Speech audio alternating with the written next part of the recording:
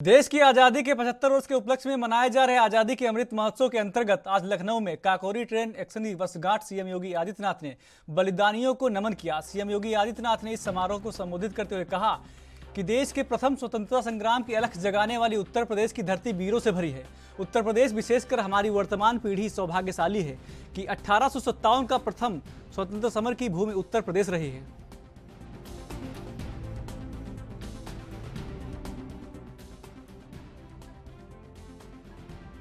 उत्तर प्रदेश इस बात के लिए सौभाग्यशाली है और हमारी वर्तमान पीढ़ी खासतौर पर इस बात के लिए सौभाग्यशाली है कि 1857 का प्रथम स्वातंत्र्य समर की भूमि भी उत्तर प्रदेश रही है।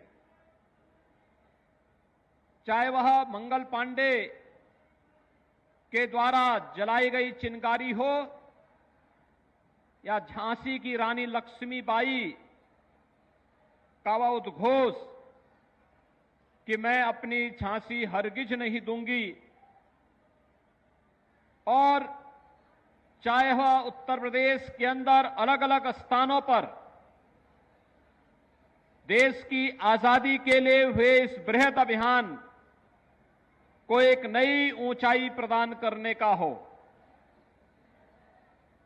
1922 में गोरखपुर का चोरी चोरा की ऐतिहासिक घटना हो या 9 अगस्त 1925 को लखनऊ का काकोरी का यह क्षेत्र,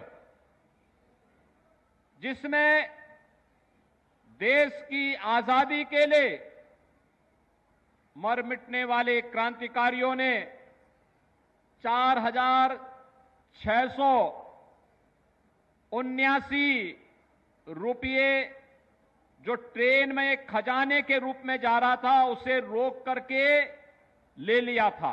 भूमि पर जाते हैं तो 4,679 रुपये के लिए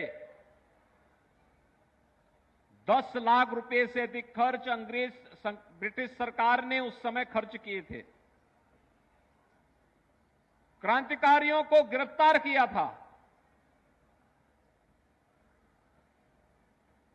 पंडित राम प्रसाद बिस्मिल, जिनके नेतृत्व में काकोरी की घटना को अंजाम दिया गया था, उन्हें गोरखपुर जेल में रखा गया। अस्फाउल्लाह खां, ठाकुर रोशन सिंह, राजेंद्र नाथ लाड़ी, इन्हें भी गोंडा, फैजाबाद और नैनी जेल में अलग अलग स्थानों पर रखा गया। चंद्रशेखर आजाद ब्रिटिश हुकूमत के खिलाफ लड़ते हुए प्रयागराज में शहीद हुए। सबका सौभाग्य है कि देश अपनी आजादी का अमृत महोत्सव मना रहा है और 15 अगस्त 2022 को जब आजादी के 75 वर्ष पूर्ण होंगे, पूरा देश इस अमृत महोत्सव का साक्षी बनेगा। देश के आदरणीय प्रधानमंत्री जी ने देश के सामने एक लक्ष्य रखा है कि जब देश अपनी आजादी का अमृत महोत्सव मना रहा है, अभी से हम 25 वर्ष की अपनी व्यापक कार्य योजना को बना करके देश के सामने रखें। जब ये देश अपनी आजादी का शताब्दी वर्ष मना रहा होगा, उस समय में कैसा भारत चाहिए। भारत की ताकत भारत की सामूहिकता है।